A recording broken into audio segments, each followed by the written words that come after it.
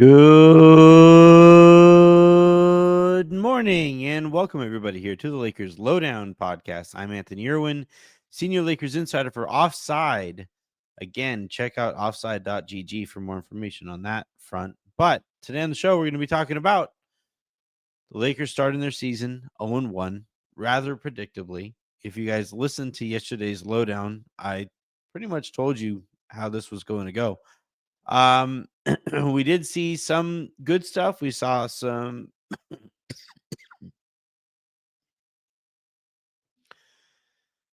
annoying stuff. We saw plenty of stuff. There was a lot of stuff is basically what we saw. So we're going to go ahead and dive on into this game, recap it really quick, talk about Luka, talk about Austin, talk about the rest of the group. And then at the end of the show, I think we do kind of sort of have to talk about LeBron. So this one, I thought, obviously not thought, but this game was objectively lost in the third quarter. Once again, the Lakers came out slow and the Warriors jumped on them. One tweak that the Lakers made at halftime was Gabe Vincent spending a little bit more time on Jimmy Butler, which I thought was a decision that could have been made. But overall, in this one, we could isolate the third quarter, but I thought the Lakers also did. While you don't have LeBron, you don't have as much margin for error, and the Lakers just kept on eating up that error with self-enforced or self-forced unforced errors. Sorry. And one of the things that I would point to is turnovers. Another one that I would point to is missed free throws. And yeah, this game felt like a second preseason game. You had the game that they called the dress rehearsal where they tried out the Gabe Vincent in the starting lineup idea. And then they, ran with it here against the Golden State Warriors. And look, I know people are being kind of hard on Gabe because he went 1 of 4 from 3-point range. When you know many thought that the reason for putting him in there was to improve spacing. I thought it was pretty clear that they put him in there to chase Steph so that um, Austin doing so wouldn't eat into Austin's energy level, given that he was going to be handling the offense for the minutes that Luka wasn't on the court. And I thought Gabe, for chasing around Steph and stuff like that, I thought Gabe did fine in that regard. Steph didn't really go off. He iced the game, ironically, right in front of Steph with that crazy three at the very end there. But I don't know. I didn't walk away from this thinking that like Gabe's defense on Steph was the problem. I thought DeAndre Ayton looked good in the first half, got a little tired, and wasn't as impactful in the second half. Like really, if you want to isolate kind of the differences between the first and third quarters, or the first half and the early part of the second half, DeAndre Ayton is probably where I would probably start as far as like, blame game goes. But then you also had guys like Rui Hachimura, who he had like one or two stretches where he made a couple of threes. But outside of those stretches, he wasn't doing anything because he was kind of moping when he didn't get the ball. And I thought that was tough. Austin turned the ball over quite a bit, didn't shoot well again from 3-point range. I'm concerned about this being a trend. Not a trend, but this is a bit of a blip on the radar for me with him playing alongside Luka. Like Austin, if he's going to work with Luka long term, he has to be a freaking dead eye 3-point shooter. And he wasn't that tonight. And he shot really poorly in the dress rehearsal game against Sacramento. So, we are going to have to see that trend reversed here, hopefully soon. But yeah, from the Warriors side, Jimmy Butler played really well. Jonathan Kuminga played really well. And I thought the Warriors just collectively looked a hell of a lot more cohesive. They look to be in the championship shape that JJ Redick told us the Lakers were going to be in heading into this season. They look like a team that got the most out of their preseason practices and games, whereas the Lakers look like a team that coasted through preseason and didn't really care much about wins and losses. The thing about habits is they aren't the kind of thing that you speak into existence. I'm quoting JJ Redick here, and he keeps on talking about habits and the things that the habits and the culture that he wants to build with the Lakers. But eventually it's like, stop fucking talking about them and actually show us progress on that front. Because until you do, it's just empty words. And ironically, before the game, the Lakers tweeted out some dumb video of them practicing and stuff. And like the image that they sent out, I should have had it pulled up already. But it was like, what is it? It was talk is weak.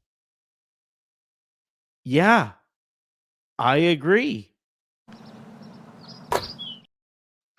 The biggest news to come out of this game, though, is Luka's hip, which he said after the game, um, that his hip or his groin or whatever it was that he tweaked during the game is, quote, probably fine, which are probably okay or probably nothing. Which makes me obviously a little bit nervous. We'll see how that feels in the morning when the adrenaline isn't pumping from your first game, of the season and all that stuff. So we'll see how he feels tomorrow. Fortunately, the Lakers do have an extra day before their next game, which obviously is Friday against the Minnesota Timberwolves. But look, he was special tonight. I thought he was incredible. I thought he also competed defensively while he was also carrying the offense. 43 points and whatever he finished with. I think he finished with 12 rebounds and 9 assists. Like, he did everything that the Lakers could have possibly and realistically asked of him.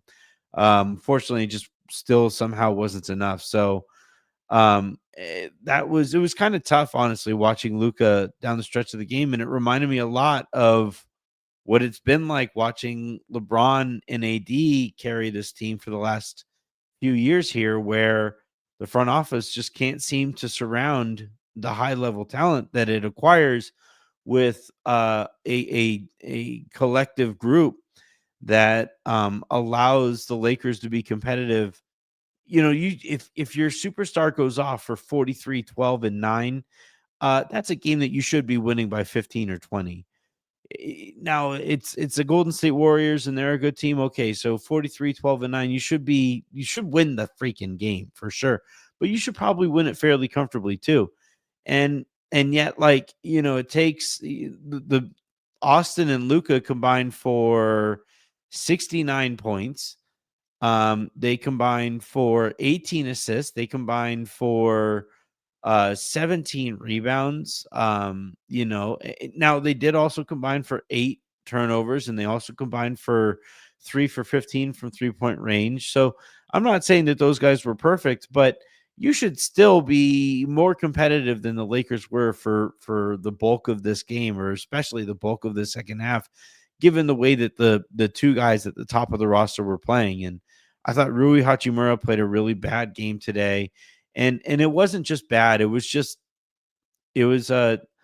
like the worst grade that you could get, right, in grade school wasn't F, it was incomplete. I thought today Rui played an incomplete game. I thought Ayton was pretty bad in the second half, as I said earlier. And Gabe, I thought, utilized all of his kind of resources on sticking with Steph, so you can kind of understand the poor shooting there, but it's also like, where's the championship shape? And then Jared Vanderbilt. Oh my god. I just can't. I can't do this anymore. He needs to fire his football trainer, his football coach, individual trainer. This dude, year in, year out, gets worse on offense. He had an alley oop today that, like, Luca threw to him, and Luca ran up the rest of ran back on defense, like, kind of wondering, like, what the hell did you just try to do? He, like, caught the play, the pass was thrown a little bit behind him, which, okay, if you can't finish, you just catch the ball. You just catch the ball and you dribble out on the other end. But instead, he tries to, like, catch it in the air and try to flip it up behind him. and it winds up going over the rim, hits the backboard so he could legally catch it. He catches it on the other side of the backboard, tries to shoot it from that side of the backboard, misses that, and I'm just like, how are you a professional basketball player? Now, the reason he's a professional basketball player is because look at him. He's a freaking Avenger athletically, so long as he doesn't touch a basketball. But Vanderbilt, like, was just he had a wide open three that he airballed again, and we're like hurtling towards this guy just having zero confidence in his offensive game, which makes him completely unplayable. And I don't know what the Lakers do defensively if Jared Vanderbilt is completely unplayable, especially with Marcus Smart throwing himself, into every screen and, committing 5 fouls in 20 minutes. Like, those two guys were basically the foundation of the Lakers defense, and neither of them played very well last night. So, and look, like I said this in the lounge, I'm not going to completely overreact to a tough matchup, first game of the season, yada yada yada. But I will overreact to Jared Vanderbilt because this was a guy who told us finally got a whole off season where he was healthy, he got to work on his game, and he comes into camp, and I'm like, the, f- what did you actually work on? I sincerely do not know. If I was his coach, I'd be like, did you play rugby all season? Did you take up big wave surfing? Did you swim with sharks? Are you a skater boy now? Because you're not a basketball player based on what I watch whenever you touch a basketball. All right, let's go ahead and end that one there. And let me enjoy the rest of my night before I fall asleep at 3 o'clock my time. We do have a loaded show tomorrow or today by the time you guys are watching and listening to this. Your own Weitzman is going to pop on here and we're going to talk about his book and some of the stories from it. Looking forward to that. I'm also going to rewatch parts of this game to be able to talk about that I'm probably going to do that in the second half of the show where I kind of open it up to questions and stuff like that you might have for your own or for me in about that game. And then, yeah, until the next time you guys hear from me, I'm Anthony Irwin saying, have a great rest of your day. Oh, no, wait, sorry. Take that back. We got to talk about LeBron. I don't want to spend too much time on this. And I don't want to overreact. But I thought what we saw from LeBron today on the sideline was fucking bullshit. Bullshit and Bush League. Like, he sits there he shows up dressed for a funeral, for one thing.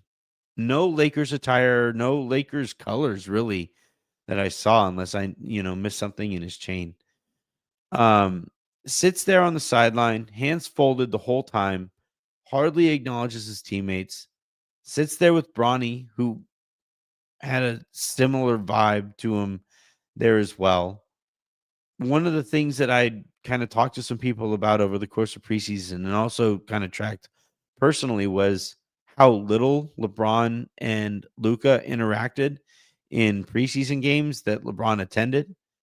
And you compare that to LeBron and AD and how they were constantly talking. They always sat next to each other on the bench. They were just there was a pair, it was a duo that felt like a partnership while they were there. Now, part of that is that like that partnership was on LeBron's terms. And in this case, this partnership is on Luka's terms. And LeBron just can't quite get himself to be comfortable with it, it would appear. And if this continues, and if this reminded me of Russell Westbrook's stuff before he got traded too. And maybe LeBron is taking a page out of that book. I just held up a book. The only thing there is that like LeBron couldn't take a page out of that book because he only reads the first pages of books. Look, LeBron, you might want out. You might want to trade. You might want to buy out. You might want all these things. And maybe that's what you'll eventually get. But while you're a Laker, I don't think it's too much for us to ask for you to be professional. I don't think it's too much for us to ask for you to like support your teammates and be a decent leader. What we saw from him tonight was not that.